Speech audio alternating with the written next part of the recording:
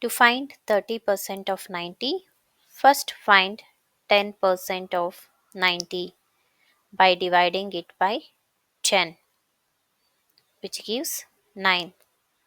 30% is 3 times of 9, which is 27.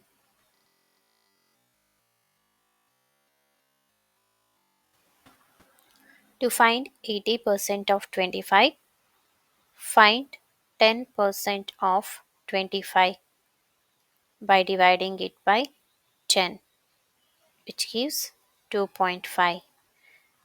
80% is 8 times of 2.5, which is 20.